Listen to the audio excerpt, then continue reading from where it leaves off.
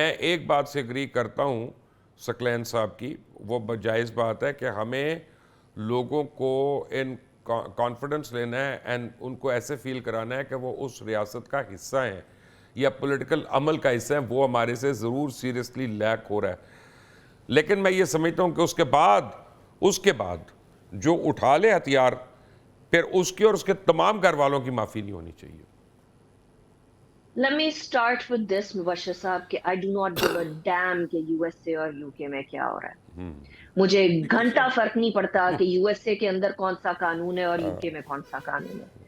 मुझे इस बात से फर्क पड़ता है कि यहाँ बलोच खवातीन और बलोच बच्चों और बलोच मजदूरों और बलोच कारकुनों के ऊपर भी अटैक होने लग गए हैं। मुझे इस बात से फर्क पड़ता है कि बलोचिस्तान तीन तरीके से डिवाइडेड है। एक पख्तून्स है, एक बलोच है, एक मकरान बेल्ट है। सो बलोचिस्तान को प्लीज आप वो ह्यूमन राइट्स एंड वो वाले एंगल्स देना बंद कर दें, आइन कानून वाले एंगल्स देना बंद कर दें। इसलिए क्योंकि ये वो टेरिटरी है जहां बड़े अरसे तक हमारी रेटी कोई नहीं थी। सो और ये भी छोड़ दें कि पाकिस्तान के साथ कौन सा, we can not live in the past. क्या हमने पास्ट में रहना है कि जी यहाँ बहुत सारे मार्शल लॉ आए, गलत हुआ, नहीं होना चाहिए था। उन्हीं मार्शल लॉ की वजह से हमने बहुत सारी चीजें सफर की, लेकिन हम लोगों ने भुट्टो साहब के इलेक्शन के बाद पाकिस्तान को टूटते हुए भी देखा।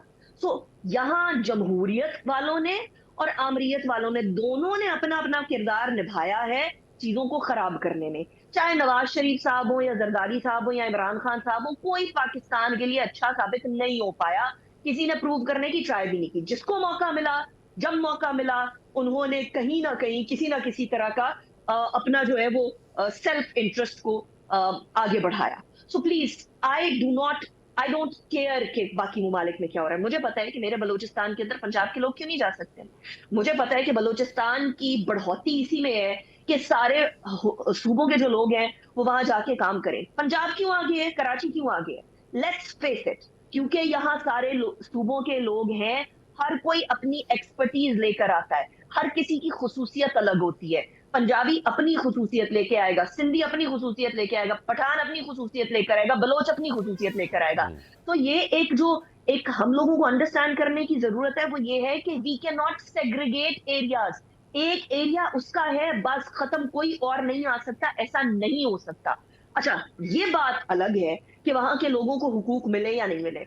मुझे बताइए, रहसानी साहब जब चीफ मिनिस्टर थे, उनके ऑफिशियल रेजिडेंस के अंदर कितनी गाड़ियां खड़ी थी? किस किस की गाड़ियां खड़ी थी? क्या कोई ऐसी गाड़ी भी खड़ी थी जो कि उन्होंने लीगल मीन से नहीं ली थी? ये जो सरदार हैं उधर के, जो बहुत सारे इवन जो बाहर बैठे हुए हैं, जो बाहर से फंड हो रहे हैं, इंडिया से फंड हो रहे हैं, यूके के अंदर फंडिंग होती है इनकी, बहुत सारे और ममालिक इनकी फंडिंग करते हैं। डू वी नॉट नो कि ये जो वेस्टर्न पावर्स हैं, जो ह्यूमन राइट्स चैंपियन बनती हैं, जो आइन और कानून के चैंपियन बनती हैं, इस टाइम पर रूल बेस्ड वर्ल्ड ऑर्डर इन्हीं की वजह से तबाही के दहाने के ऊपर खड़ा हुआ है। यूएन को बिल्कुल बुलडोज करने वाला कौन है? यही वेस्टर्न पावर्स का चहीता इजराइल। तो प्लीज ये ह्यूमन राइट्स के चैंपियंस बनना बंद कर दें। We need to curb terrorism, end of story. अगर कोई, और मैं आपको ये बात बड़े वसूख से कह सकती हूँ, इसलिए कह सकती हूँ because my husband, my in laws are from Balochistan, I see it there. हर बलोच पाकिस्तान के खिलाफ नहीं अनिका है। आते हैं ब्रेक के बाद, और आपको मैं एक बात कहूं, जाने से पहले, ब्रेक पे जाने से पहले आपको एक बात कहूं, देखें आप जब गाड़ी नहीं चला रही होती हूँ आप प्रोग्राम। जी आमिर साहब।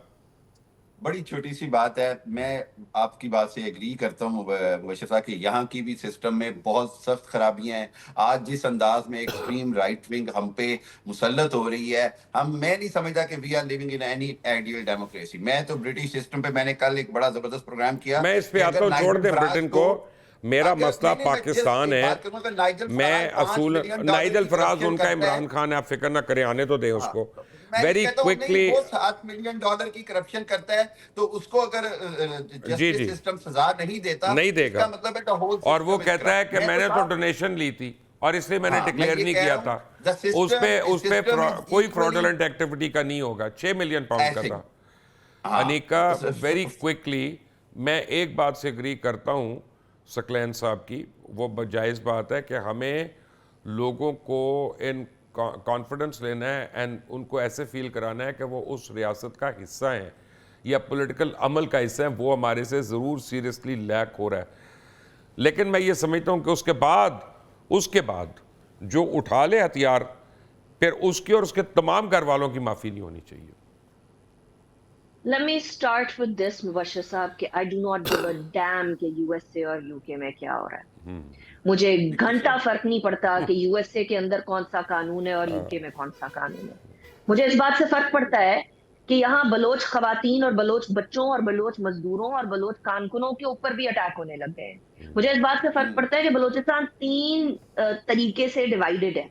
एक पख्तून्स है, एक बलोच है, एक मकरान बेल्ट है। सो बलोचिस्तान को प्लीज आप वो ह्यूमन राइट्स एंड वो वाले एंगल्स देना बंद कर दें, आइन कानून वाले एंगल्स देना बंद कर दें, इसलिए क्योंकि ये वो टेरिटरी है जहां बड़े अरसे तक हमारी रेटी कोई नहीं थी। सो और ये भी छोड़ दें कि पाकिस्तान के साथ कौन था। We can not live in the past. क्या हमने पास्ट में रहना है कि जी यहाँ बहुत सारे मार्शल लॉ आए, गलत हुआ, नहीं होना चाहिए था। उन्हीं मार्शल लॉ की वजह से हमने बहुत सारी चीजें सफर की, लेकिन हम लोगों ने भुट्टो साहब के इलेक्शन के बाद पाकिस्तान को टूटते हुए भी देखा। सो यहाँ जमहूरियत वालों ने और आमरीयत वालों ने दोनों ने अपना अपना किरदार निभाया है चीजों को खराब करने में। चाहे नवाज शरीफ साहब हो या जरदारी साहब हो या इमरान खान साहब हो, कोई पाकिस्तान के लिए अच्छा साबित नहीं हो पाया।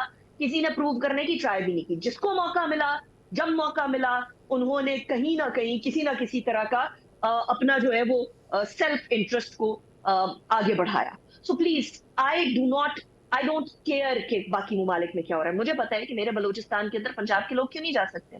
मुझे पता है कि बलूचिस्तान की बढ़ोतरी इसी में है कि सारे सूबों के जो लोग हैं वो वहां जाके काम करें। पंजाब क्यों आगे है, कराची क्यों आगे है?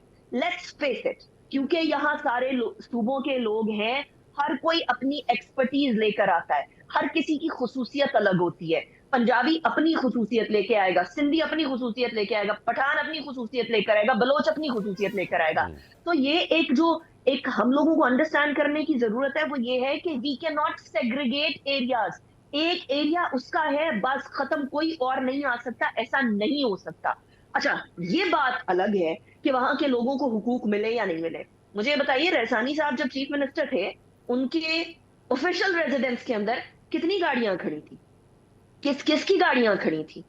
क्या कोई ऐसी गाड़ी भी खड़ी थी जो कि उन्होंने लीगल मीन से नहीं ली थी?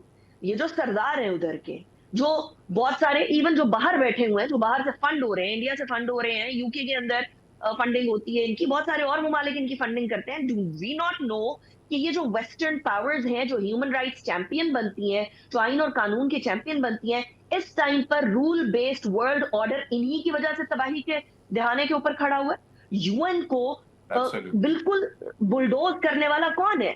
यही वेस्टर्न पावर्स का चहीता इजराइल। तो प्लीज ये ह्यूमन राइट्स के चैंपियंस बनना बंद कर दें। We need to curb terrorism, end of story. अगर कोई, और मैं आपको ये बात बड़े वसूख से कह सकती हूँ, इसलिए कह सकती हूँ because my husband, my in laws are from Balochistan, I see it there. हर बलोच पाकिस्तान के खिलाफ अनिका आते हैं ब्रेक के बाद। और आपको मैं एक बात कहूं, जाने से पहले, ब्रेक पे जाने से पहले आपको एक बात कहूं, देखें आप जब गाड़ी नहीं चला रही होती हैं, आप प्रोग्राम में आती हैं, आप कितनी इफेक्टिवली बातें करती हैं।